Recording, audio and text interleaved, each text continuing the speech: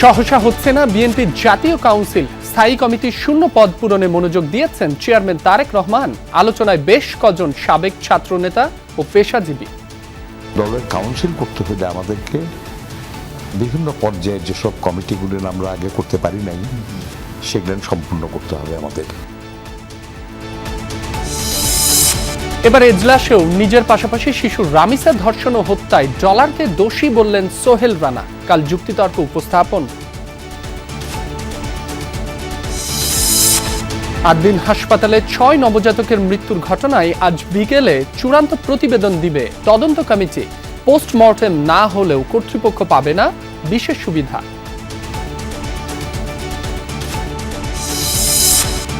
দেশের প্রতিটি নাগরিকের স্বাস্থ্যের আপডেট জানতে চালু হচ্ছে হেলথ স্ক্রিনিং পাইলট প্রকল্প। সব উপজেলার স্বাস্থ্য কমপ্লেক্সে দ্বিগুণ হচ্ছে শয্যা সংখ্যা। 50 শয্যা থেকে আমরা সারা বাংলাদেশের সকল উপজেলায় 50 শয্যা থেকে 101 শয্যা বিশিষ্ট হাসপাতালে রূপান্তরিত করতে যাচ্ছি। জাতিসংঘে নির্বাচিত হওয়ায় খলিলুর রহমান পররাষ্ট্রমন্ত্রী থাকছেন কি না সিদ্ধান্ত নেবেন প্রধানমন্ত্রী। হাদি হত্যার বিচারে কাজ করছে সরকার। ওনার গ্রহণযোগ্যতা জাতিসংঘ এবং সারা বিশ্বের জাতিসংঘর যেসব দেশগুলো আছে সকল দেশের ওনার গ্রহণযোগ্যতা অবশ্যই এটা ভূমিকা রেখেছে। বাংলাদেশ সহ 60 দেশের ওপর বাড়তি মার্কিন শুল্ক আরোপের প্রস্তাব। জোরপূর্বক শ্রম ইস্যুতে ক্ষুব্ধ ইউএসটিআর। নানা বিষয় পর্যালোচনার পর জুলাইয়ে শুনানি। এক্সাম মিশনে যুক্তরাষ্ট্রে ব্রাজিল দল।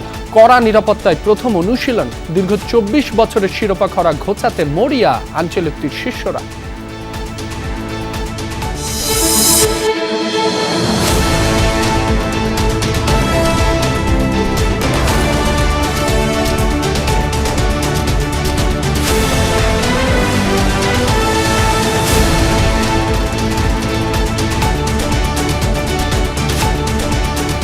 এতক্ষণ শিরোনাম দেখছিলেন। এছাড়াও দেশ বিদেশের আরো খবর নিয়ে দুপুরের বাংলাদেশে আপনাদের সাথে আছি মাসুম রাব্বি। সহসা হচ্ছে না ক্ষমতাসীন বিএনপির জাতীয় কাউন্সিল। দলের স্থায়ী কমিটির সদস্য নজরুল ইসলাম খান বলেছেন, বিএনপির জন্য কাউন্সিল গুরুত্বপূর্ণ, তবে এই মুহূর্তে অগ্রাধিকার তালিকায় নিচের দিকে। শিগগিরই কাউন্সিল না হলেও দলের স্থায়ী কমিটির শূন্য পদ পূরণে মনোযোগ দিয়েছেন চেয়ারম্যান তারেক রহমান। সর্বোচ্চ নীতি নির্ধারণী ফোরামের সদস্য পদের জন্য আলোচনায় আছেন কয়েকজন সাবেক ছাত্রনেতা ও পেশাজীবী। আরিফিন শাকিলের প্রতিবেদন। প্রায় এক দশক দলীয় কাউন্সিল করেনি বিএনপি। এজন্য বৈরী রাজনৈতিক পরিবেশের প্রসঙ্গ সামনে আনেন নীতি নির্ধারকরা। যদিও গঠনতন্ত্র অনুযায়ী 3 বছর পর পর কাউন্সিল করার কথা। আমাদের যাদের বয়স হয়েছে তারা হয়তো আর খুব বেশি দিন দায়িত্ব পালন করতে পারবো না। বিএনপির সবশেষ কাউন্সিল হয়েছিল 2016 সালের 19 মার্চ। এবার নির্বাচনে জয়ের পর মহাসচিব মির্জা ফখরুল ইসলাম আলমগীর চলতি বছরই 7ম কাউন্সিলের কথা বলেছিলেন। সরকার সরকারের কাজ করবে, দল দলের কাজ করবে, কাউন্সিল হবে এই বছরের মধ্যেই। কিন্তু বছরের মাঝামাঝিতেও কাউন্সিল করার উদ্যোগ দৃশ্যমান নয় বিএনপিতে। 82টি সাংগঠনিক জেলা, কয়েকশো উপজেলা, পৌরসভা ও 4500-এর বেশি ইউনিয়নের প্রায় 60 ভাগ কমিটি মেয়াদোত্তীর্ণ। কোথাও কমিটি নেই 1 দশক। কাউন্সিলে এসব কমিটির শীর্ষ নেতারাই হবার কথা কাউন্সিলর। কাউন্সিল নিয়ে আসলে কি ভাবছে বিএনপি?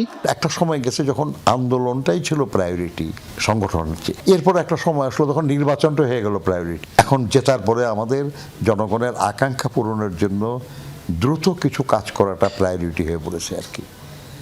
মানে এই না আর কি যে কাউন্সিলটা প্রায়োরিটির লিস্ট থেকে নেই, এটা খুবই উচ্চ স্তরের প্রায়োরিটি, কিন্তু তারও উপরে কিছু প্রায়োরিটি এখনও আমাদের সামনে আছে আর কি।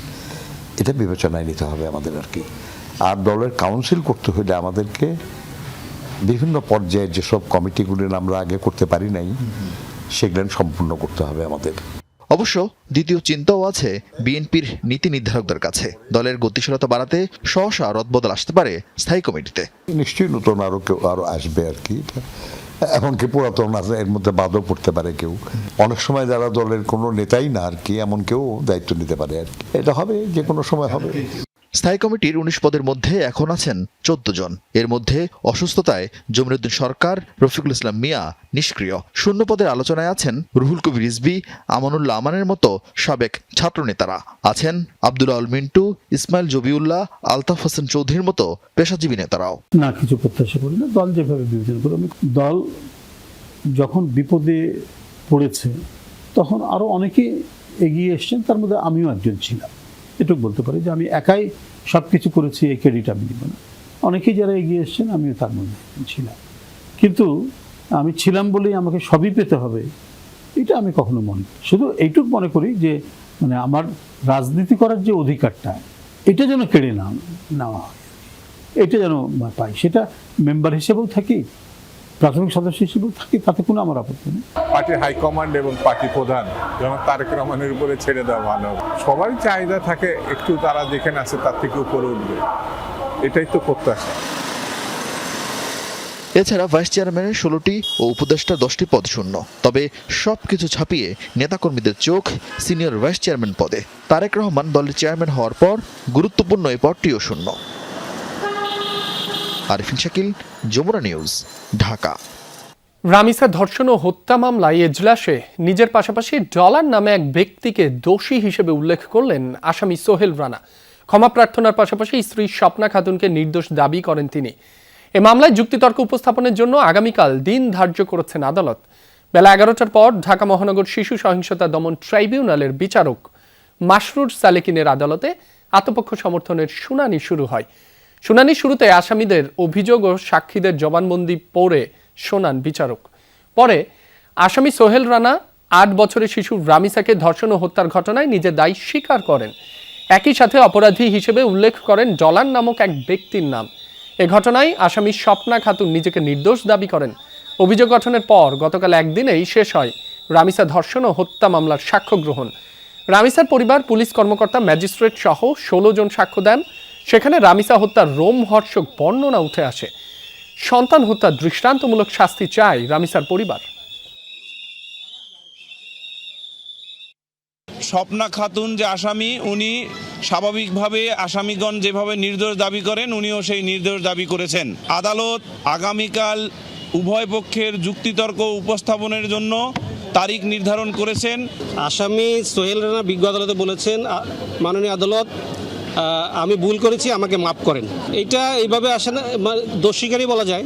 তার পক্ষে কোনো ছাপাই সাক্ষী নাই বিদেশে সে আজকে ছাপাই সাক্ষী দিবে না। রাজধানীর আদ্দিন হাসপাতালে 6 নবজাতকের মৃত্যুর ঘটনায় আজ তদন্ত প্রতিবেদন জমা দিবে স্বাস্থ্য মন্ত্রণালয়। এরই মধ্যে স্বাস্থ্য মন্ত্রণালয়ের তদন্ত কমিটির সদস্যরা সচিবালয়ে পৌঁছেছেন। এদিকে এ ঘটনার কারণ অনুসন্ধানে পৃথকভাবে কাজ করছে স্বাস্থ্য অধিদপ্তরের আরেকটি তদন্ত কমিটি। স্বাস্থ্য অধিদপ্তরের তদন্ত কমিটি প্রতিবেদন জমা দিবে আগামীকাল। এদিকে আদ্দিন হাসপাতালে তদন্ত কমিটি মন্ত্রণালয়ে জমা দিয়েছে তাদের প্রতিবেদন। এদিকে ভুক্তভোগী পরিবারগুলোর সাথে কথা বলে তথ্য উপাত্ত নিয়েছে রমনা থানা পুলিশ। গেল 27 এপ্রিল হাসপাতালের শিশু ওয়ার্ডে রহস্যজনকভাবে 6 নবজাতকের মৃত্যু হয়। এতে এক শিশুর অভিভাবক বাদী হয়ে মামলা দায়ের করেন। তদন্তের খাতিরে অনুসন্ধান চালাতে যে হাসপাতাল ভবনেই মেলে একটি ইলেকট্রিক রুটি তৈরির কারখানার সন্ধান। এতে বিস্ময় প্রকাশ করেন স্বাস্থ্যমন্ত্রী এবং স্বাস্থ্য অধিদপ্তরের ডিজি। পরে জানানো হয় পরিবেশ অধিদপ্তর থেকেই এই বেকারির অনুমোদন দেওয়া হয়েছিল। এ বিষয়ে আরো জানাতে সচিবালয় থেকে যোগ দিচ্ছেন সহকর্মী হাসান মিসবাহ। মিসবাহ, কখন নাগাদ চূড়ান্ত প্রতিবেদন জমা দিবে স্বাস্থ্য মন্ত্রণালয়? কি থাকতে পারে সেখানে, কিছু কি জানা গেল? জানাবেন আমাদের। 27 মে রাজধানীর আদ্দিন হাসপাতালে 6 শিশু মৃত্যুর ঘটনার পরেই তদন্ত কমিটি করে স্বাস্থ্য মন্ত্রণালয়। এরপরে স্বাস্থ্য অধিদপ্তর এবং মন্ত্রণালয় মিলিয়ে যে কমিটি, সেই কমিটি 3 সদস্য অনুসন্ধান শুরু করেন কী কারণে আসলে সেই 6 শিশুর মৃত্যু হয়েছিল। তারপরে আজকে সেই প্রতিবেদনটি জমা দেওয়ার কথা। এর আগে কাজ শেষ না হবার ফলে 2 দিন সময় বাড়ানো হয়েছে প্রতিবেদন জমা দেওয়ার। ফলে আজকে বিকেল নাগাদ প্রতিবেদনটি জমা হতে পারে বলে আমরা জেনেছি। এরই মধ্যে সকালবেলায় আমরা জেনেছি যে তদন্ত কমিটির সদস্যরা আছেন তারা সচিবালয়ে এসেছেন এবং এটি নিয়ে তারা কাজ করছেন। স্বাস্থ্যমন্ত্রী একটু আগে জানিয়েছেন যে এটি হয়তো বিকেলের মধ্যে এটি জমা হতে পারে। এটি নিয়ে সরকারের ঊর্ধ্বতন কর্তৃপক্ষের সাথে তিনি কথা বলবেন এবং আগামীকালকে গণমাধ্যমে আনুষ্ঠানিকভাবে এটি সংবাদ সম্মেলন করে কি পাওয়া গেল, কি কারণে শিশুদের মৃত্যু হয়েছে সেটি আনুষ্ঠানিকভাবে জানানো হবে বলে স্বাস্থ্যমন্ত্রী আমাদের জানিয়েছেন। এর পাশাপাশি গতকাল আদ্দিন হাসপাতালের পক্ষ থেকে তাদের যে অভ্যন্তরীণ তদন্ত কমিটি সেই প্রতিবেদন তারা জমা দিয়েছে। সিআইডির পক্ষ থেকেও এটি অনুসন্ধান করা হচ্ছে, কারণ খোঁজা হচ্ছে কেন সেই 6 শিশুর মৃত্যু হয়েছে সেই প্রতিবেদনটি পাওয়ার অপেক্ষা। পাশাপাশি স্বাস্থ্য অধিদপ্তর থেকে আরেকটি তদন্ত কমিটি করা হয়েছে, সেই কমিটিও কাজ করছে। সেই কমিটিতে স্বাস্থ্য অধিদপ্তর এবং স্বাস্থ্য অধিদপ্তরের 3 জন কর্মকর্তা সেখানে আছেন। তবে সব মিলিয়ে আসলে দেখার বিষয় কেন এই ঘটনাটি ঘটলো। আমরা দেখে থাকি যে কোনো একটি বড় ঘটনা ঘটবার পরে সেটি আসলে নানা ধরনের দোষ ত্রুটি বের হয়, নানা ধরনের অসঙ্গতি বের হয় এবং কেন সেই অসঙ্গতিগুলো থাকে সেটি কিন্তু আগে দূর করবার কোনো আয়োজন থাকে না। ফলে আদ্দিন হাসপাতালে আজকে যে ঘটনাটি ঘটেছে কিংবা আদ্দিন হাসপাতালে বেকারির যে উৎপাদন কারখানার যে সন্ধান পাওয়া গেছে সেটি তো আসলে একটি হাসপাতালে থাকবার কথা নয়, পাশাপাশি সেখানে নানা ধরনের অনিয়মই পাওয়া গেছে। সুতরাং একটি হাসপাতালে অনেক অনিয়ম নিয়েই সেই হাসপাতাল চলে, সেটির অনুমোদন নিয়ে প্রশ্ন থাকে এবং সেটি মাঝপথে লাইসেন্স নবায়ন কিভাবে হয়, সেটি আসলে কি দেখে লাইসেন্সের নবায়ন করা হয়, সেগুলো নানা ধরনের প্রক্রিয়া এবং বিষয় থাকে। তো একটি ঘটনা যখন ঘটে সেটির পরে নানান ধরনের সমালোচনা এবং অন্যান্য অসঙ্গতি উঠে আসে। ফলে যে শিশু বা যার স্বজন মারা যায় তারাই আসলে বোঝেন যে সেটি কতটুকু মর্মান্তিক। ফলে এই ধরনের ঘটনা যাতে না ঘটে সেই বিষয়টি নিয়ে স্বাস্থ্য মন্ত্রণালয় থেকে অধিদপ্তরকে নির্দেশনা দেওয়া হয়েছে যাতে তারা এগুলো খুবই স্ট্রিক্টলি তারা এগুলো মেনটেন করেন এবং দেখভাল করেন, তদারকি করেন। হাসপাতালগুলোর যে ধরনের দুর্বলতা আছে সেই দুর্বলতাগুলো কাটিয়ে সুন্দরভাবে সেই হাসপাতালগুলো পরিচালনা হয়। মাসুম রাব্বি। মিসবাহ, আপনাকে অনেক ধন্যবাদ যুক্ত হবার জন্য। দেশের প্রতিটি নাগরিকের স্বাস্থ্যের আপডেট জানতে চালু হচ্ছে হেলথ স্ক্রিনিং প্রজেক্ট, এমনটা জানিয়েছেন স্বাস্থ্যমন্ত্রী সরদার মোহাম্মদ সাখাওয়াত হোসেন। বলেন, প্রথমে 6 থেকে 10টি উপজেলার একটি করে ইউনিয়নে এই পাইলট প্রকল্প চালু হবে। সচিবালয়ে স্বাস্থ্যখাত সম্পর্কিত ইস্যুতে হওয়া এক ব্রিফিংয়ে কথা বলেন তিনি। মন্ত্রী জানান, স্ক্রিনিং কার্যক্রম সফল হলে সারা দেশে চালু করা হবে যাতে স্বাস্থ্য সুবিধা তৃণমূলে ভালোভাবে পৌঁছে দেওয়া যায়। এ সময় তিনি বলেন, দেশের 492টি উপজেলা স্বাস্থ্য কমপ্লেক্সকে 50 শয্যা থেকে 101 শয্যার হাসপাতালে রূপান্তরের সিদ্ধান্ত হয়েছে। প্রধানমন্ত্রীর নির্দেশে গণপূর্ত বিভাগ আজ থেকে কাজ শুরু করে দিয়েছে। মন্ত্রী বলেন, খুলনা, বরিশাল, রাজশাহী, রংপুর বিভাগ ও কুমিল্লায় 5টি শিশু হাসপাতাল করা হবে। প্রত্যেকটি শিশু হাসপাতালে একটি বিশেষায়িত আইসিইউ থাকবে। 6 মাসের মধ্যে প্রধানমন্ত্রী এসব হাসপাতাল উদ্বোধন করবেন। এ সময় তিনি জানান, চীন বাংলাদেশ যৌথ উদ্যোগে নারীদের জন্য 5টি বিশেষায়িত হাসপাতাল নির্মিত হবে। এছাড়া ঢাকা মিটফোর্ড হাসপাতালের পুরনো ভবন ভেঙে নতুন করে নির্মাণ করা হবে বলে জানান তিনি।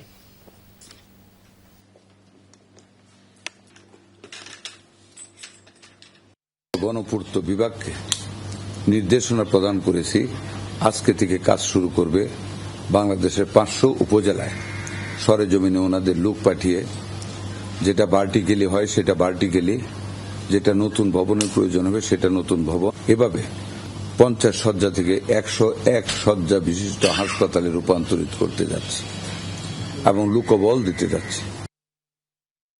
জাতিসংঘের সাধারণ পরিষদের সভাপতি হিসেবে পররাষ্ট্রমন্ত্রী ডক্টর খলিলুর রহমানের জয়লাভ নিঃসন্দেহে বাংলাদেশের জন্য এক অনন্য মাইল ফলক। মন্ত্রণালয়ে এক ব্রিফিংয়ে প্রতিমন্ত্রী শামা ওবায়েদ বলেন, জাতিসংঘের পাশাপাশি পুরো বিশ্বই বাংলাদেশের ওপর আস্থা রেখেছে। তিনি বলেন, প্রধানমন্ত্রী তারেক রহমানের দূরদর্শী নেতৃত্ব এবং পররাষ্ট্রমন্ত্রীর যোগ্যতায় এই অর্জন সম্ভব হয়েছে। এই অর্জনকে জিয়াউর রহমান থেকে শুরু করে এখন পর্যন্ত বিএনপির ধারাবাহিক কূটনৈতিক সাফল্য বলেও মন্তব্য করেন তিনি। সভাপতি নির্বাচিত হওয়ার পর পররাষ্ট্রমন্ত্রী তার পূর্ণ দায়িত্বে থাকবেন কি না সে বিষয়ে প্রধানমন্ত্রী তারেক রহমান সিদ্ধান্ত নেবেন বলেও জানান তিনি। প্রধানমন্ত্রীর সফর নিয়েও কথা বলেন শামা ওবায়েদ। জানান, বহু দেশ থেকেই আমন্ত্রণ এসেছে, তবে কোথায় যাবেন সে বিষয়ে সিদ্ধান্ত নেবেন সরকার প্রধান।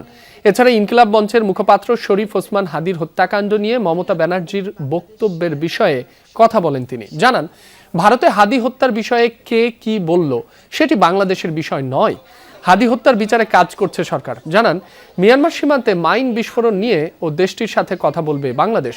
নিহতের ঘটনা দুঃখজনক বলেও মন্তব্য করেন তিনি।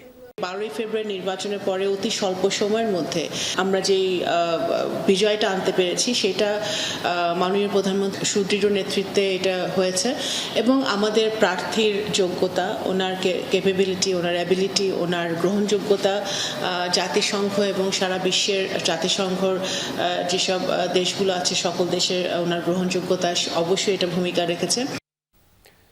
কূটনৈতিক গ্রহণযোগ্যতা বৃদ্ধি, রোহিঙ্গা সংকট সমাধান ও সফট ডিপ্লোমেসির মাধ্যমে বাংলাদেশের জন্য ভূমিকা রাখবেন জাতিসংঘ সাধারণ পরিষদের নতুন সভাপতি। এমন আশাবাদ জানিয়ে বিশ্লেষকরা বলছেন, বর্তমান সরকারের 3 মাসেই এই অর্জন এক বিরাট কূটনৈতিক সাফল্য। মানবাধিকার পরিস্থিতির উন্নয়ন এবং সদস্য রাষ্ট্রগুলোর আস্থার প্রতিদান হিসেবে ডক্টর খলিলুর রহমান নিরপেক্ষভাবে অধিবেশন পরিচালনা করে দেশের ভাবমূর্তি উজ্জ্বল করবেন বলেও আশা বিশ্লেষকদের। আহমেদ রেজার প্রতিবেদনে বিস্তারিত। Khalilur Rahman, Bangladesh, 99. Andreas Kakouris, Cyprus, 91. 8 ভোটের ব্যবধানে জয়লাভ করে এভাবেই প্রার্থনায় কৃতজ্ঞতা জানান পররাষ্ট্রমন্ত্রী ডক্টর খলিলুর রহমান।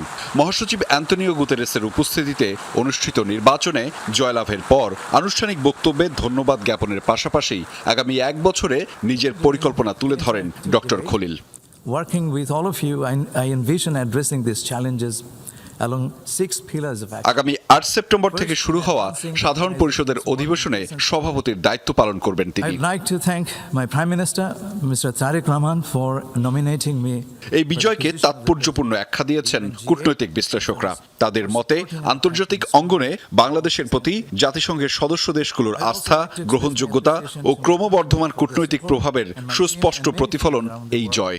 ডক্টর খলিলুর সেই আস্থার প্রতিদান দেবেন বলে আশাবাদ তাদের। বাংলাদেশের জন্য এটা খুবই সুখবর। অন্ততপক্ষে এই যে ভূকৌশল এবং ভূ রাজনৈতিক সিচুয়েশনগুলি পৃথিবীতে ঘটছে, এখানে আসলে এই জেনারেল অ্যাসেম্বলিতে প্রেসিডেন্সিটা আমাদের জন্য একটা সফট পাওয়ার ইকুইপমেন্ট বা টুলসগুলি হাতে তুলে দিচ্ছে। এটা দেশের জন্য ডেফিনেটলি একটা গৌরবের একটা বিষয়। সার্বিকভাবে এটা আমাদের ওনার ব্যক্তিগতভাবে এবং বাংলাদেশের জন্য একটা অনেক ভালো একটা সুসংবাদ। 2020 সালেই সাধারণ পরিষদের সভাপতি পদে নির্বাচনে প্রার্থিতা ঘোষণা করে বাংলাদেশ। তবে এই পদে পররাষ্ট্রমন্ত্রী খলিলুর রহমানকে প্রার্থী হিসেবে মনোনয়ন দেয়া হয় 27 ফেব্রুয়ারি। এরপর থেকে পূর্ণমাত্রার কূটনৈতিক প্রচার শুরু হয়। স্বল্প সময়ের মধ্যেই বাংলাদেশ বিভিন্ন দেশের সঙ্গে উচ্চ পর্যায়ের বৈঠক, দ্বিপক্ষীয় যোগাযোগ এবং বহুপক্ষীয় কূটনৈতিক ফোরামে অত্যন্ত সক্রিয় ও কৌশলগত প্রচার চালায়, যাকে 3 মাস বয়সী নতুন সরকারের বড় ধরনের কূটনৈতিক সাফল্য বলেও মনে করেন বিশ্লেষকরা। 2027-এ অ্যান্টনিও গুতেরেসের পদবিটা শেষ হয়ে যাবে, সুতরাং সেই জায়গাতে নতুন যে মহাসচিব নিয়োগ হবেন সেইখানেও কিন্তু জেনারেল অ্যাসেম্বলির প্রেসিডেন্টের একটা ভূমিকা থাকবে। এই সাইকোলজিক্যাল একটা বড় রকমের অবস্থান জাতিসংঘের মাধ্যমে সারা বিশ্বের কাছে তুলে ধরতে পারবো, সেটা আমাদেরকে দেখতে হবে। কূটনৈতিক মধ্যস্থতাকারী হিসেবে উনি একটা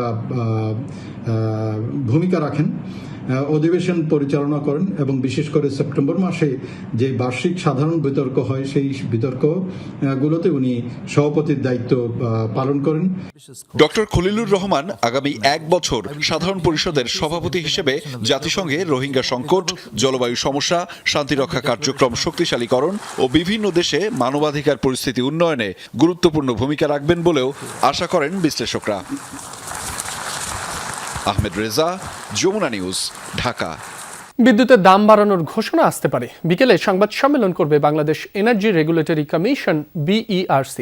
এ বিষয়ে আরও জানাতে যুক্ত হচ্ছেন সহকর্মী তৌহিদ হোসেন। তৌহিদ, কি ধরনের সিদ্ধান্ত আসতে পারে? ইউনিট প্রতি বিদ্যুতের দাম কতটা বাড়তে পারে, এ ব্যাপারে কিছু জানতে পেরেছেন কিনা? কখন নাগাদ দেয়া হতে পারে ঘোষণা? রাব্বি, বিদ্যুতের দাম বাড়ানোর ঘোষণা যে আসবে সেটা আসলে বেশ কিছুদিন ধরেই অনুমেয় ছিল, বিশেষ করে যখন মধ্যপ্রাচ্যের সংকটের কারণে জ্বালানির দাম 2 দফা সমন্বয় করা হলো। যদি আমি গত শেষটাও ধরি তাহলে কিন্তু এরপরই যে আসলে তেল এবং গ্যাস ভিত্তিক বিদ্যুৎ কেন্দ্রের খরচ সামলানোর জন্য বিদ্যুতের দাম যে বাড়ানোর একটি সিদ্ধান্ত আসতে পারে সেটি কিন্তু আগে থেকেই ধারণা করা হচ্ছিল এবং সেই ধারাবাহিকতাতেই কিন্তু গত মাসের 20 এবং 21শে মে BERC-তে গণশুনানি অনুষ্ঠিত হয় 2 দিনের। এবং এই গণশুনানিতে কিন্তু তখনই বলা হয়েছিল যে বিদ্যুতের দাম আসলে 17 থেকে 20% মতো বাড়তে পারে এবং সেই ঘোষণাই আজকে দুপুর 3টায় আনুষ্ঠানিকভাবে দেয়া হবে।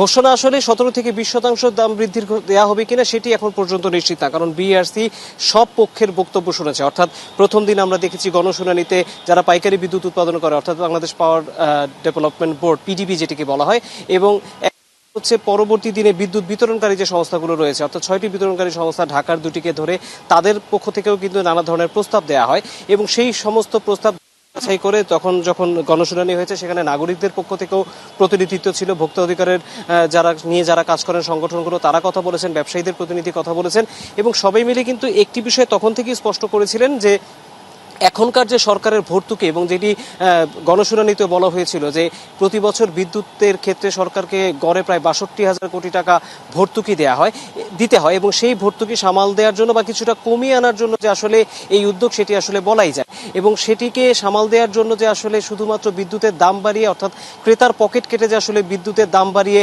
এই ব্যয় সামলানোর দরকার নেই, সেটি কিন্তু তখনই গণশুনানিতে যারা ব্যবসায়ী এবং নাগরিক প্রতিনিধিরা ছিলেন তারা কিন্তু জোর দিয়ে বলেছেন। আরেকটি আলোচনা তখন বেশ মোটা দাগে হয়েছিল যে ভাড়া ভিত্তিক যেসব বিদ্যুৎ কেন্দ্র, অর্থাৎ যেগুলোকে আসলে জরুরি পরিস্থিতিতে বিদ্যুতের চাপ সামাল দেওয়ার জন্য কাজে লাগানো হয়, যারা এখন মোট উৎপাদনের 20 থেকে 25% এখন সরবরাহ করেন, তাদেরকে আসলে ক্যাপাসিটি চার্জ দিয়ে, অর্থাৎ প্রতি বছর তাদেরকে একটি নির্দিষ্ট ফি দিয়ে বা চার্জ দিয়ে আসলে এই কেন্দ্রগুলোকে সচল রাখার কোনো উদ্যোগ নেওয়া থাকা উচিত কিনা, সেটি কিন্তু তখনও তারা প্রশ্ন তুলেছেন। অর্থাৎ বিইআরসি এই বিষয়ে আজকে এক ধরনের হয়তো ধারণা দেবেন যে কোন ধরনের বিদ্যুৎ কেন্দ্র থেকে কি পরিমাণ বিদ্যুৎ আসলে আহরণ করা হবে। এই মুহূর্তে বাংলাদেশের বিদ্যুৎ উৎপাদনের যে বাস্তবতা, মোটা দাগে বিদ্যুৎ এখন কয়লা ভিত্তিক এবং গ্যাস ভিত্তিক বিদ্যুৎ কেন্দ্রগুলো থেকেই আসছে। তবে বিইআরসি আজকে দুপুর 3টায় গণশুনানির যে সার্বিক ফলাফল, এটিকে তারা যদিও শুরু থেকেই দাম বৃদ্ধি বলছে না, তারা দাম সমন্বয় বলছে, কিন্তু নাগরিক প্রতিনিধিরা কিন্তু তখনও বলেছেন যে বিইআরসি আসলে গণশুনানি করে বিদ্যুতের দাম যৌক্তিকভাবে নির্ধারণের জন্য তাদের যে এক ধরনের উদ্যোগ থাকার কথা ছিল সেটি আসলে নেই, বরং তারা যে আসলে সরকার যখনই দাম বৃদ্ধির উদ্যোগটি নেয় সেটি আসলে তারা শুধুমাত্র বাস্তবায়ন করে, এমন অভিযোগও কিন্তু তখন রাজনৈতিক দলের প্রতিনিধিরা করেছেন। সব মিলিয়ে বিদ্যুতের দাম প্রতি ইউনিটে কত বাড়বে সেটি এখন পর্যন্ত ধারণা করা যাচ্ছে না, তবে 1 টাকা 20 পয়সা থেকে 1.5 টাকা পর্যন্ত দাম খুচরা পর্যায়ে বাড়ানোর প্রস্তাব বিতরণকারী সংস্থাগুলোর ভিতরে থেকে 3টি কোম্পানি করেছিল। এখন বাকিটা বিইআরসি যখন 3টার সময় গণশুনানি করবে এবং ব্যাখ্যা দেবে, তখন আমরা আপনাদেরকে বিস্তারিত জানাতে পারবো। রাব্বি, সেই তথ্য আপনার মাধ্যমে দর্শকদের জানিয়ে দিব। তৌহিদ, আপনাকে ধন্যবাদ। হামের উপসর্গে 24 ঘন্টায় ময়মনসিংহ ও রংপুরে প্রাণ গেছে আরও 2 শিশুর। ময়মনসিংহ মেডিকেলে নতুন রোগী ভর্তি হয়েছেন 29 জন। সিলেট মেডিকেলে 24 ঘন্টায় রোগী ভর্তি হয়েছেন 59 জন। জেলার বিভিন্ন হাসপাতালে মোট চিকিৎসাধীন 239 জন। এছাড়া বরিশাল, রাজশাহী, চট্টগ্রাম ও খুলনার বিভিন্ন হাসপাতালে রোগীদের ভিড় রয়েছে। কোথাও কোথাও আইসোলেশন ওয়ার্ডে শয্যা সংকটে ভোগান্তি পোহাতে হচ্ছে রোগী ও স্বজনদের। হাম ও উপসর্গে মৃত্যু না থামায় উদ্বেগ বাড়ছে অভিভাবকদের মাঝে। হাম পরিস্থিতির সবশেষ তথ্য জানাতে সিলেট থেকে যুক্ত হচ্ছেন সহকর্মী নাবিল হোসেন। নাবিল, সিলেটে আজ নতুনভাবে কতজন রোগী ভর্তি হয়েছেন, সার্বিক চিকিৎসা ব্যবস্থাপনা কেমন দেখছেন জানাবেন আমাদের। মাসুম, আজকে আসলে গত 24 ঘন্টায় নতুন করে 60 জন রোগী তারা সিলেটের বিভিন্ন হাসপাতালে ভর্তি হয়েছেন। তবে সবচেয়ে বেশি রোগী যে হাসপাতালে ভর্তি হয়ে থাকেন সেটি হচ্ছে সিলেটের শহীদ শামসুদ্দিন আহমদ হাসপাতাল।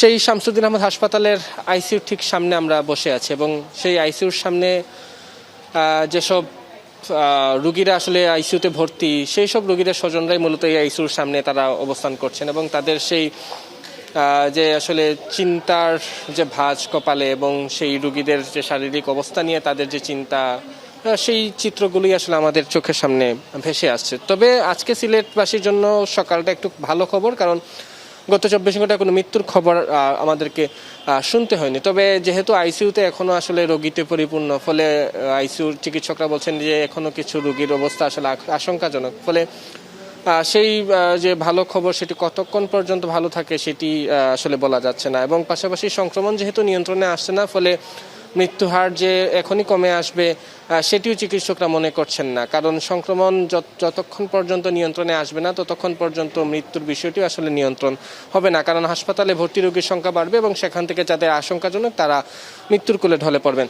তবে স্বাস্থ্য বিশেষজ্ঞ যারা আছেন তারা মনে করছেন যেহেতু বিশেষ টিকা ক্যাম্পেইনের মধ্য দিয়ে অধিকাংশ শিশুকেই টিকার আওতায় নিয়ে আসা হয়েছে, ফলে হয়তো আরও কিছুদিনের মধ্যেই সংক্রমণটা নিয়ন্ত্রণে আসতে পারে। তবে এখনও আমরা হাসপাতালে অনেক রোগীকে দেখছি, বিশেষ করে শিশুরা যারা হাসপাতালে ভর্তি হচ্ছে কিন্তু তারা টিকা নিচ্ছে না। সিলেট বিভাগের বিভিন্ন প্রত্যন্ত অঞ্চল থেকে তারা এখানে আসছেন, ফলে যারা এখনও টিকা নেননি স্বাস্থ্য বিশেষজ্ঞদের পরামর্শ সেসব শিশুদের যাতে টিকার আওতা নিয়ে আসা হয়। এর বাইরে আমরা প্রাপ্তবয়স্কদের দেখছি তারাও আসলে হাসপাতালে ভর্তি হচ্ছেন। এছাড়া 6 মাসের কম বয়সী যেসব শিশুরা তাদেরও হাসপাতালে ভর্তি হওয়া এবং তাদের মৃত্যুর খবর আমরা পাচ্ছি। ফলে সেই সব 6 মাসের কম বয়সী শিশুদের জন্য তারা যাতে পুষ্টিহীনতা না ভোগে সেজন্য অভিভাবকদের বিশেষ সতর্ক থাকার জন্য স্বাস্থ্য বিশেষজ্ঞরা পরামর্শ দিচ্ছেন। নাবিল, আপনাকে ধন্যবাদ। দেশের দক্ষিণ পশ্চিমাঞ্চলের মানুষের ডায়রিয়া, হাম, জলবসন্ত সহ 6টি ছোঁয়াচে রোগের চিকিৎসায় খুলনায় প্রতিষ্ঠিত হয় সংক্রামক ব্যাধি হাসপাতাল। প্রায় 6 দশক আগের প্রতিষ্ঠানটি এখনো প্রায় 3.5 কোটি মানুষের ছোঁয়াচে রোগের চিকিৎসায় একমাত্র ভরসাস্থল। প্রতিষ্ঠার এত বছরেও বিশেষজ্ঞ ছাড়াই শুধুমাত্র 3 জন মেডিকেল অফিসার দিয়ে চলছে এটি। এছাড়া রয়েছে আধুনিক যন্ত্রপাতির অভাব। বিষয়টি নিয়ে ক্যামেরার সামনে কথা বলতে রাজি নন সিভিল সার্জন। 3 দিন আগে ডায়রিয়ায় আক্রান্ত হন নড়াইল সদরের নন্দী মিঠাপুকুর গ্রামের নূরজাহান বেগম ও তার পুত্রবধূ। শারীরিক পরিস্থিতির অবনতি হলে নড়াইল সদর হাসপাতাল থেকে আসেন খুলনার সংক্রামক ব্যাধি হাসপাতালে। তাদের মতো বিভিন্ন জেলা থেকে চিকিৎসা নিতে এসেছেন অন্তত 12 জন। তবে শয্যা সংকটে জলবসন্তের মতো স্পর্শকাতর রোগীদের ঠাঁই হয়েছে মেঝেতে। নারী পুরুষদের চিকিৎসা দেওয়া হচ্ছে একই কক্ষে। ডায়রিয়া আক্রান্ত শিশুদের জন্য নেই আলাদা কোনো ওয়ার্ড। সরকারি হাসপাতাল হলেও 3 বেলা খাবার মেলে না এখানে। আমাদের জল বসন্তের রোগী, আমাদের গ্যাসের ইঞ্জেকশন দিচ্ছে, বমির, আর একটা অ্যান্টিবায়োটিক দিচ্ছে, আর অ্যান্টিবায়োটিক বাইরের থেকে কিনা লাগতেছে। সকালবেলা আসছি, যখন সুইচ দিছি তখন দেখি ফ্যান চলে না, কিন্তু এই গরমে কিভাবে চলবো? একটা বাথরুম কেমন করে যায়, একজনের বাথরুমে আরেকজন সিরিয়াল দিয়ে খাওয়া যায়। এছাড়াও হাসপাতালটিতে জনবল সংকটও রয়েছে। 23টি পদের মধ্যে 12টি ফাঁকা দীর্ঘদিন ধরে। 3 জন মেডিকেল অফিসার দিয়ে চলছে হাসপাতালের কার্যক্রম। এছাড়া বিশেষ রোগের ওষুধের বরাদ্দও আসে না অনেক দিন যাবত। ডাক্তার আর নার্স ছাড়া এখানে আপনার পোস্টেড আর কোনো কর্মচারী নাই, আর যারা আছে এরা হচ্ছে সব চুক্তিভিত্তিক নিয়োগ। ক্লিনারের অভাবে আমাদের রোগী সামলাতে হয় এবং তার সাথে সাথে পরিষ্কার পরিচ্ছন্নতাও করতে হয়। পক্স আছে, জলাতঙ্কের আছে, তো এদের ভ্যাকসিনগুলো কিছু ভ্যাকসিন বাইরে থেকে কিনতে হয়। বিশেষজ্ঞ চিকিৎসক না থাকা সহ বিভিন্ন সমস্যার কারণে স্বাস্থ্যসেবা ব্যাহত হচ্ছে বলে জানান দায়িত্বপ্রাপ্তরা। তবে বিষয়টি নিয়ে ক্যামেরার সামনে কথা বলতে রাজি হননি সিভিল সার্জন। মিজেলসের রুম আছে, তারপরে হচ্ছে আপনার চিকেন পক্সের একটা রুম আছে, আর হচ্ছে ডায়রিয়ার রুম আছে। আমরা কিন্তু সব রোগীকে এখানে রাখতে পারছি না, কারণ আমাদের কনসালটেন্ট নাই, আমাদের একজন সিনিয়র কনসালটেন্ট সামটাইমস আমাদের দরকার হয়। এটা ক্যামেরা অফ করেন। একটা জিনিস হলো যে সিভিল সার্জন এই আইডি হাসপাতালে এরকম এইভাবে যে চলছে বা হচ্ছে, ঠিক আছে, এটা তো বিগত সিভিল সার্জনরা কিছুই জানতো না। 1968 সালে খুলনা নগরীর ফুলবাড়ি গেটের মিরেরডাঙ্গা এলাকায় প্রতিষ্ঠিত হয় সংক্রামক ব্যাধি হাসপাতাল। বিশ্বজার এই হাসপাতালে চলতি বছরে 4 মাসে চিকিৎসা নিয়েছে 1995 জন, আর 2025 সালে চিকিৎসা নিয়েছে 5000-এর বেশি রোগী। জারিন অর্নি, যমুনা নিউজ। প্রধানমন্ত্রী তারেক রহমানের সঙ্গে সাক্ষাৎ করেছেন জাপানের অন্যতম বৃহৎ ট্রেডিং ও বিনিয়োগ প্রতিষ্ঠান মিৎসুই অ্যান্ড কোংয়ের একটি প্রতিনিধি দল। সকালে সচিবালয়ে মন্ত্রিপরিষদ বিভাগে প্রধানমন্ত্রীর কার্যালয়ে এই সাক্ষাৎ অনুষ্ঠিত হয়। বৈঠকে বাংলাদেশে বিনিয়োগ বৃদ্ধি, শিল্পায়ন, অবকাঠামোগত উন্নয়ন এবং জ্বালানি খাতে সহযোগিতা নিয়ে আলোচনা হয়। বৈঠকে প্রধানমন্ত্রী বলেন, বাংলাদেশ ও জাপানের সম্পর্ক আস্থা ও পারস্পরিক সহযোগিতার উপর দাঁড়িয়ে আছে। বাংলাদেশের ইপিজেডে জাপানি কোম্পানিগুলোকে বিনিয়োগের আহ্বান জানান সরকার প্রধান। বৈঠকে মিৎসুই প্রতিনিধি দলের এশিয়া প্যাসিফিক অঞ্চলের প্রধান নির্বাহী কর্মকর্তা ও এক্সিকিউটিভ ভাইস প্রেসিডেন্ট মাকাতো সাতো বাংলাদেশের বিকাশমান অর্থনীতি, বৃহৎ ভোক্তা বাজার ও আঞ্চলিক বাণিজ্য কেন্দ্র হিসেবে সম্ভাবনার প্রশংসা করেন। দেশের অর্থনীতি ভঙ্গুর হলেও আসন্ন বাজেটে সবার অংশগ্রহণ নিশ্চিত করতে চায় সরকার। প্রধানমন্ত্রীর সাথে সাক্ষাতের পর এমনটা জানিয়েছেন অর্থমন্ত্রী আমির খসরু মাহমুদ চৌধুরী। বিগত সময় লুটপাট আর অনিয়মের কারণে অর্থনীতির অবস্থা খারাপ হয়ে গেছে। তবে অর্থমন্ত্রীর প্রত্যাশা, বর্তমান সরকারের প্রথম বাজেটে ভালো হবে। বাজেটের সুফল যাতে প্রত্যেক নাগরিক ভোগ করতে পারেন সেই চেষ্টা করছে সরকার। অর্থমন্ত্রী আমির খসরু বলেন, বিগত সময়ে দেশকে ঋণ নির্ভরতার দিকে নিয়ে যাওয়া হয়েছিল, সেটি কমিয়ে বিনিয়োগ বৃদ্ধিতে কাজ করছে সরকার। সেই সাথে $1 ট্রিলিয়ন যে অর্থনীতির দিকে যাচ্ছে সরকার, সেটা বাস্তবায়নের প্রত্যাশা ব্যক্ত করেন অর্থমন্ত্রী। আমরা তো খুব একটা ভঙ্গুর অবস্থার মধ্যে আছি এখন, সব দিক থেকে অর্থনীতির অবস্থা খুবই খারাপ। তো তারপরেও এই অবস্থার মধ্যে আমরা এসেছি, দায়িত্ব নিয়েছি সব। এরপরও বাংলাদেশের প্রতিটি মানুষকে মাথায় রেখে বাজেট দেওয়ার চেষ্টা করেছি আমরা। পণ্য উৎপাদনে জোরপূর্বক শ্রম বন্ধে কার্যকর ব্যবস্থা না নেওয়ায় বাংলাদেশ সহ 7টি দেশের ওপর অতিরিক্ত শুল্ক আরোপের প্রস্তাব দিয়েছে যুক্তরাষ্ট্র। গত মার্চে শুরু হওয়া এক তদন্তের ফলাফলের ভিত্তিতে এ পদক্ষেপ নিয়েছে মার্কিন বাণিজ্য প্রতিনিধির কার্যালয় USTR। দেশগুলোর ওপর থেকে 10 থেকে 12.5% পর্যন্ত ট্যারিফের খরচ পড়তে পারে। এ বিষয়ক শুনানি হবে আগামী মাসে। এদিকে কূটনৈতিকভাবে বিষয়টি ফয়সালা করার আহ্বান জানিয়েছেন বাংলাদেশের উদ্যোক্তারা। বলছেন, কোথায় কোথায় জবরদস্তিমূলক শ্রম চলছে তা মার্কিন প্রশাসনকে দেখাতে হবে। পণ্য উৎপাদনে জোরপূর্বক শ্রম বন্ধে যথেষ্ট পদক্ষেপ নেওয়া হয়েছে কিনা তা খতিয়ে দেখতে গত মার্চে বাংলাদেশ সহ 60 দেশের বিরুদ্ধে তদন্ত শুরু করেছিল যুক্তরাষ্ট্রের বাণিজ্য প্রতিনিধির দপ্তর USTR। দেশটির ট্রেড অ্যাক্ট সেকশন 301-এর আওতায় পরিচালিত ওই তদন্তের ফলাফলের ভিত্তিতে USTR বলছে 7টি দেশ কার্যকরভাবে ফোর্সড লেবার বা জবরদস্তিমূলক শ্রমে তৈরি পণ্যের বাণিজ্য ঠেকাতে ব্যর্থ হয়েছে। এতে মার্কিন বাণিজ্য ক্ষতিগ্রস্ত হচ্ছে এবং তৈরি হচ্ছে অসম প্রতিযোগিতা। বলা হয়, এ ধরনের পণ্য আমদানিতে কার্যকর নিষেধাজ্ঞা আরোপে ব্যর্থ হয়েছে 54টি দেশ, যার মধ্যে রয়েছে বাংলাদেশ, ভারত, চীন, জাপান, ভিয়েতনামের মতো দেশগুলো।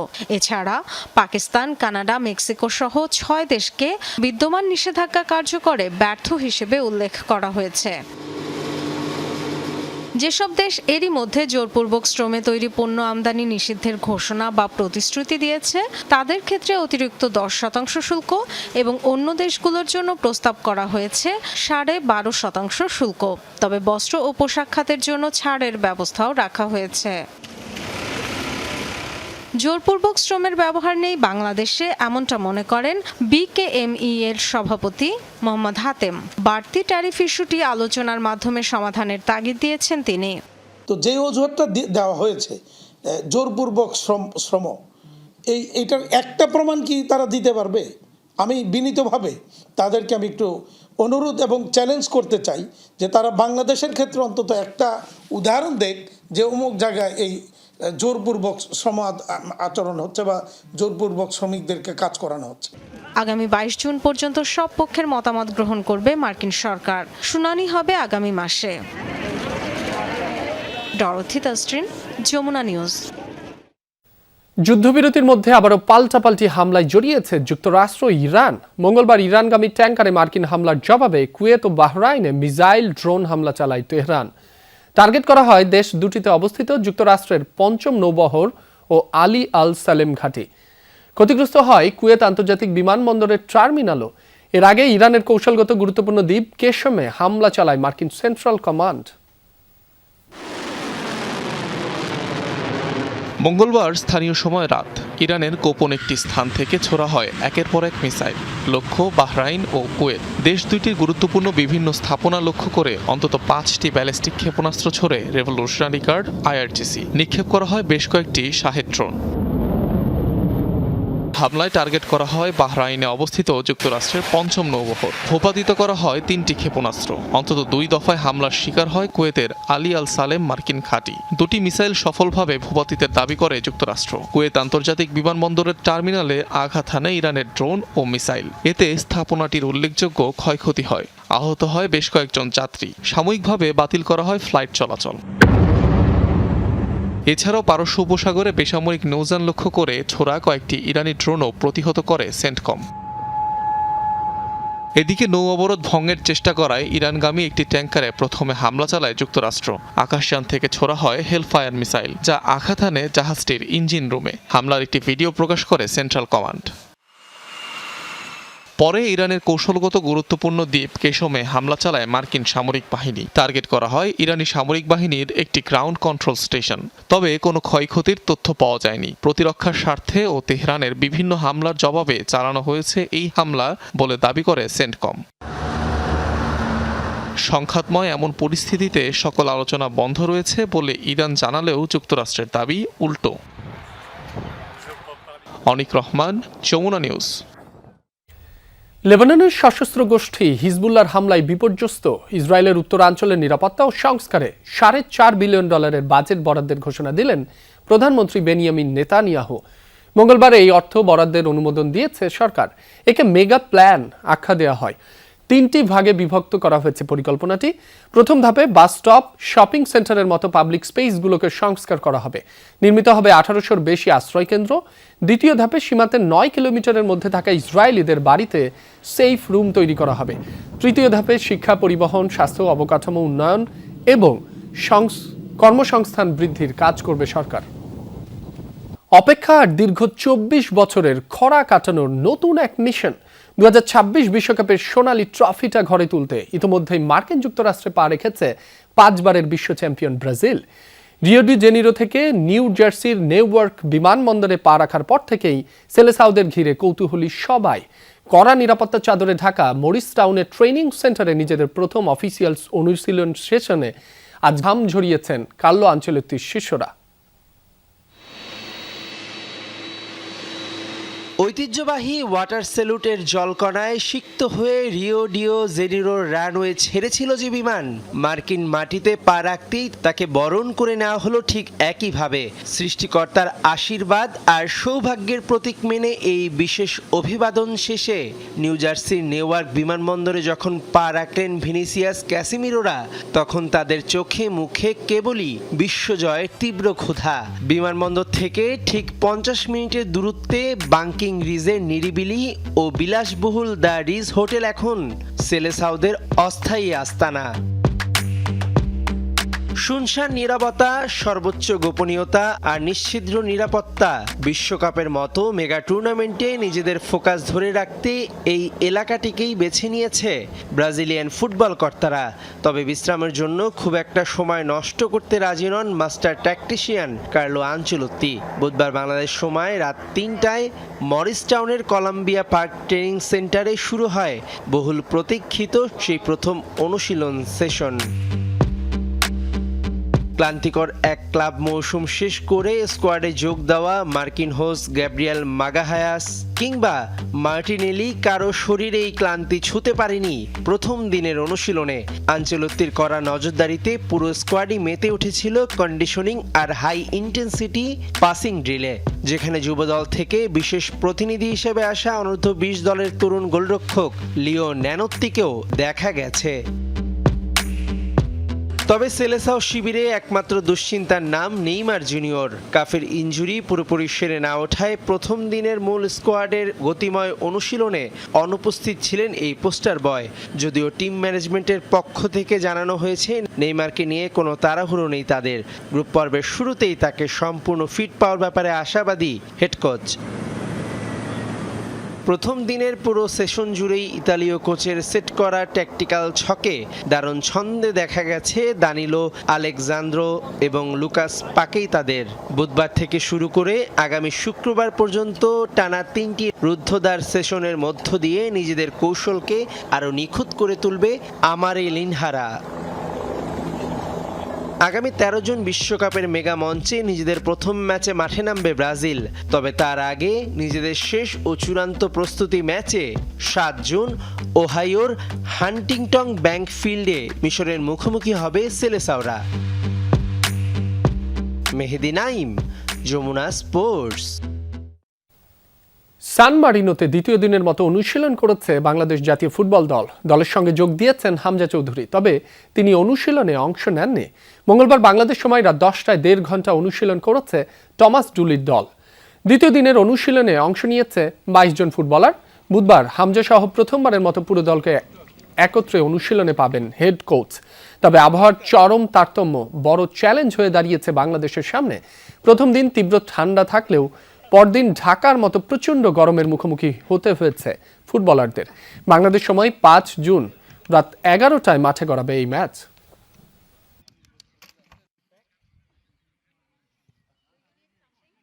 আমরা অনেক এক্সাইটেড যে আমরা ফার্স্ট টাইম গ্রুপে আসছি। অ্যান্ড আমি মনে করি যে আমাদের টিম অনেক অনেক এক্সাইটেড ফার্স্ট টাইম ইউরোপে খেলার জন্য। আমরা সান মারিনোর বিপক্ষে খেলবো। আমাদের একটা টার্গেট যে আমরা জয় নিয়ে ফিরতে চাই বাংলাদেশে। আর আমি মনে করি যে আমাদের প্রিপারেশন অনেক ভালো চলছে। আর আমরা সবাই চাই যে আমরা জয় নিয়ে ফিরি। আমাদের নতুন কোচ, ওর ট্যাকটিক্স, নিউ ট্যাকটিক্স, আমরা সবাই চাইবো যে আমাদের নতুন কোচের ট্যাকটিক্সগুলো মেনে চলে আমরা যাতে জয় নিয়ে ফিরতে পারি। দুপুরের বাংলাদেশের প্রথম ঘন্টা থেকে বিদায় নিচ্ছি। পরের ঘন্টার খবর নিয়ে ফিরবেন সহকর্মী আহমেদ রেজা। সাথেই থাকুন।